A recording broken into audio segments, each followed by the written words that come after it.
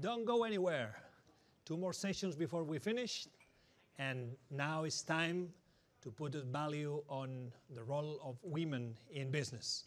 This next session, it's about catalyzing women's entrepreneurship to redefine prosperity and end poverty.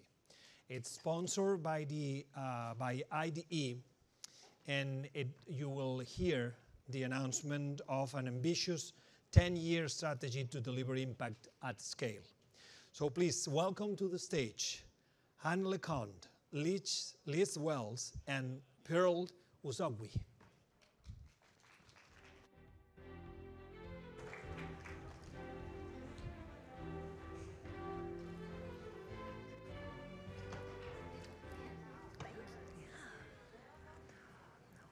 Wonderful, and welcome to today's discussion. As Gustavo mentioned, catalyzing, we're in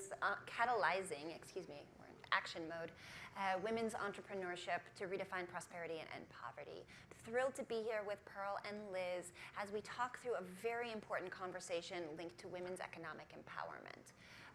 Just as a natural extension of this last conversation, the role of public-private partnerships to drive change towards communities, to lift up through strategic investment. We know from some of the past partnerships and past P3 Impact Award applicants the critical role of women in this cycle. And not to be overly biased here, but I agree with that. We're going to talk about the untapped potential of women's entrepreneurship to lift up households and communities.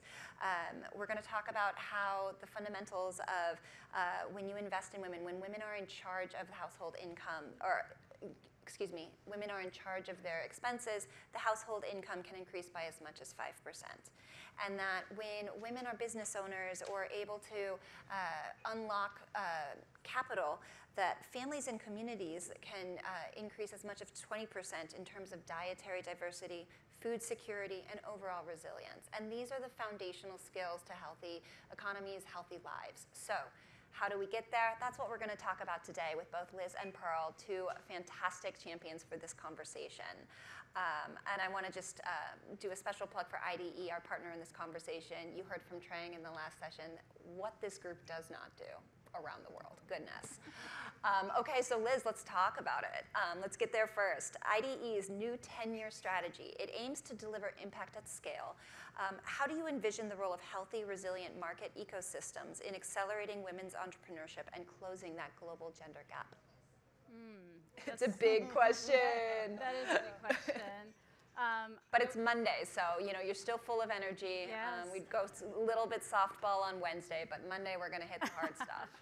Absolutely. Well, the role of resilient market ecosystems is absolutely necessary to be able to ensure inclusive business happens. So what does that mean? It means breaking down the barriers for women to be able to enter the market, to be able to produce goods and services that deliver a social impact. We often see barriers like access to finance, owning property, land titles, and being able to break down some of these barriers in order to get more inclusive businesses into the market is necessary to be able to deliver impact in the communities where we work.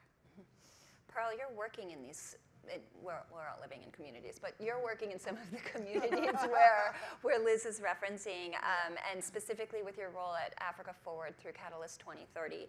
You're seeing some of those barriers. What are some of the lessons? What are some of the lived pieces? And how can what you've learned about empowering women in these spaces towards the SDGs be part of the strategy that IDE is launching? Thank you. Honestly, I keep saying this, I think that when it comes to attaining the SDGs, you absolutely have the tools in your hands with the women that we've seen. It's been incredibly encouraging. I mean, the data doesn't lie. When you look at the data coming out of ILO, we have 40% of the social entrepreneurs being women. When you look at what they're reinvesting again back into the communities, the data is not lying. It's saying it's 90%. You were joking and saying not to pitch men against women, but it's just looking at those numbers. It's 90% being reinvested in communities, in those businesses, in comparison to somewhere around 30 to 40% for the men. And so when it comes to gender equity markers, it's absolutely showing us that we need to do even more to support these women. creating initiatives that are really targeting these women as well to ensure that you're getting them to where we need them to be. And the attainment of the SDGs right now is certainly on course and will be fast-tracked with the continued support of women in these communities. And so, if you just repeat the question, the last question again. Yeah, when you're thinking about that experience of, you think you said 90% Yes. investing in? Reinvesting. So, reinvesting in, excuse me. What is the barrier then? Why is this not a no-brainer to everybody? What are some of the elements that you come into and see in effect that are still making this a conversation, even though the data's there, even though the returns are there, and the vehicles or facilities to get this money out there is there? I would say that barriers like education, for example, and I think that there's so much more that can be done to really support these women in industry. I think that there's so much more that can be done to support women in industry. The women are basically contributing to these businesses. They're reinvesting. Sorry. No, it's good. You're good. This is such an important message to get out, and time goes fast. We want to get it right. We're good. I think what you found is that the women, for example, when they're investing in these businesses, you see that they're not just focused on the financial returns. It's very emotional for me sometimes to speak about this, because the truth is you see that they take and they have a lot of empathy for the problems that are happening in these societies. Take, for example, one of the women that I've spoken to recently, and her desire to solve the problems came out of a real need. And she had a daughter who was basically physically challenged, and she was basically told, take your child who had this disability, go home and have more children. Forget about this child and put the child in a home. And that, of course, was a disaster for her. And looking at where she was, this was 30 years ago, she decided she was going to put her money where her mouth was and started designing these mobility equipment and wheelchairs for her daughter, first of all, and then it became a really solid business. 30 years on, this is a business that has basically created a multiplier effect. It's returning over $50 million in terms of returns over the years. It has supported families because she understands that it's not just about financial returns, but also about supporting the families who are in these spaces. And so they're providing support on the policy side as well with governments in these countries. She's working out of South Africa, an incredible business called Uzokwe SE in South Africa. And I think what it means is just you have to really give women the space to really come up with these innovative solutions that are fit for purpose. So they had wheelchairs, but you didn't have wheelchairs that could basically go into the off-road tracks that you had in South Africa. And so she's come in and said, don't just provide the wheelchairs, but also give them the psychosocial support that is required, and ensure that it's holistic. In doing that, she's become a disability activist. In doing this support as well, she's really helped her reform on the continent. And so, it's encouraging to see the various multiplying effects that the support for women can have in these environments. That's such an encouraging and inspiring anecdote from Uzokwe. Yes. And the way that this individual has created impact far beyond what was perhaps anticipated, which is a fantastic segue into M&E. So Liz, let's talk about monitoring and evaluation. This is so central to the IDE model and work. How are you approaching this when there are so many different variables, and admittedly, some of them are probably unknown from the starting point for a juncture. So how will you evaluate this strategy? How will you think through it?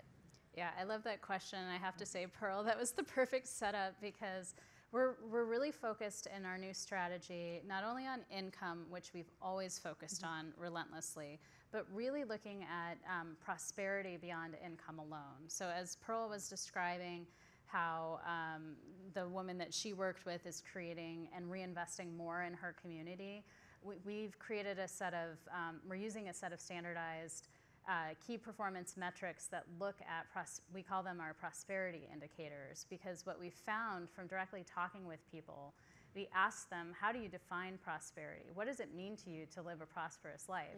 And we heard time and time again, people want to invest in education, they want to have access to healthcare, they want to have affordable housing, and so many other things. So we're looking at not only what happens when a family increases their income, but are they able to access these other services? Can they afford to be able to access these other services as a result of the work that we're doing and the reinvestment that's happening at the community level? Mm-hmm. Pearl, I want to bring you into this idea of defining the prosperity indicators. How does Africa Forward approach this? How do you see this happening? And importantly, because we are at Concordia, what's the role of public-private collaboration in this and bringing in additional voices? Wow, I think... You see how I got like 7 questions into that? I know, you rolled it all in. No, I think it's really important because what you realize is the definition of prosperity and success really differs depending on what country, the context, what is going on in that particular environment. And what you keep seeing women show time and time again, that it's not just about the financial. And that's something that we have certainly taken into consideration. So we have businesses where you've seen that they're making millions of dollars. But what is even more important, for example, is this psychosocial support that they're giving to families, or the policy changes and the reforms that we know will be absolutely long-lasting. And so for Africa Forward, we're saying we want to just bring about systemic change so that it's not just about today, but it's looking at how we can ensure that it's there for years and decades to come. Indicators for us would also look at, for example, how is it affecting, for example, health in that particular community? Is it education as well? Because we see that constantly being shown. We have, for example, within our ecosystem, there's a wonderful woman who is doing incredible work with just empowering data. Data is a major issue for us on the African continent. There's a dearth of it. And she's taken up the time. Rose Maruru, who's Kenyan, there might be some Kenyans in the house, and she said, we want to just build out this ecosystem and support with data for CSOs in this ecosystem so that they can access additional finance, you can strengthen their skills, you can really improve their bargaining power. And she's created something that's also the very first in Africa. It's an assessment tool for these CSOs as well, which has meant that they have greater access to finance, they can build out their businesses. And so it's great to just see how these women, understanding the problems that they have, redefining the various indicators. And one thing that's clear is that most times the financial is not satisfactory. It's not enough for them. They're looking at other indicators and it spreads across. So it's encouraging. Yeah. Liz, anything that you want to speak to about, again, that practice of building these partnerships or these elements? Yeah, I mean, I would just say public-private partnerships are the key to getting any work done. Each actor has a role to play in order to deliver impact at scale.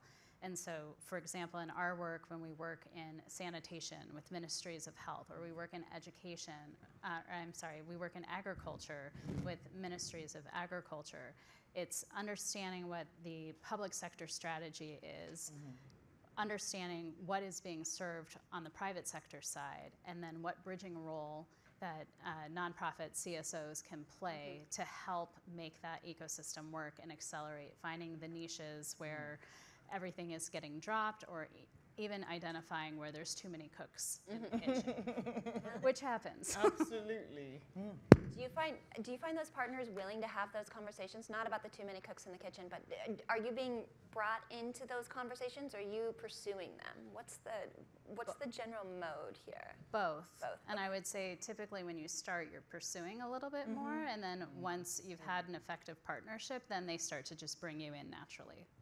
Yeah. I can certainly relate to that. It's like proof of concept in some places. Well, yeah, to just get, I think with within the African context, yes, you've got the public-private partnerships and the support that you need, but then also sometimes you really forget that there are other players in the ecosystem that really can support that. So if I think about it, there are initiatives where really, even with the public sector support, without the support of, for example, the chiefs in certain communities. Yeah, I think that's so important, that localization context. There's not a plug and play. But with that daunting, local adaptation and the time that goes into it, Liz, I would welcome you to share more with this audience about this announcement, about this strategy, and how you plan to pursue it. So I'm going to kind of pass it over to you. Okay, to the podium. All right, here we go. We're in presentation mode.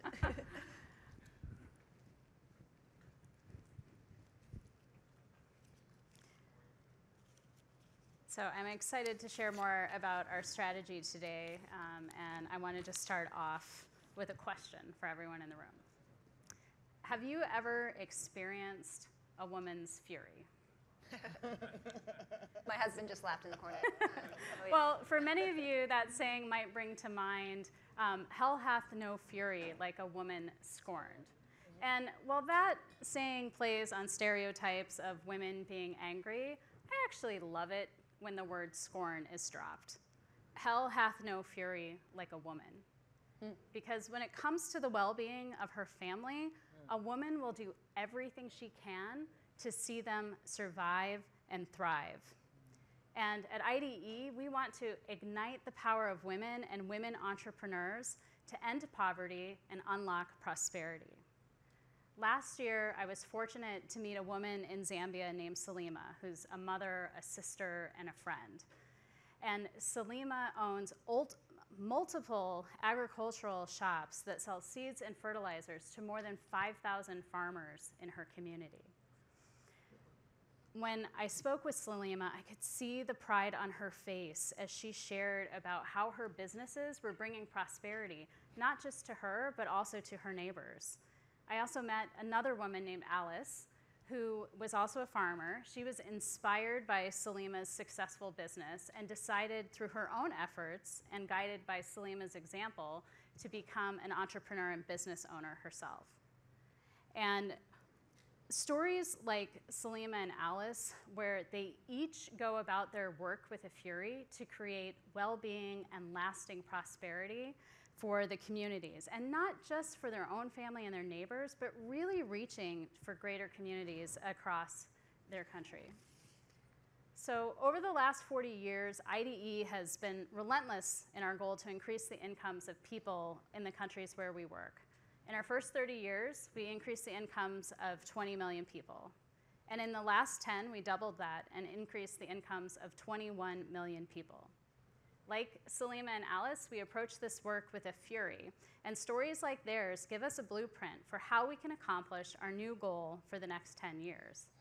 IDE's goal is to power 1 million women entrepreneurs to foster prosperity in their communities for 100 million people. To do this, we're on a mission to come alongside women entrepreneurs in the Global South and support them in utilizing tools and the skills that they already have to produce change that is sustainable and where the impact of each investment grows far beyond income alone.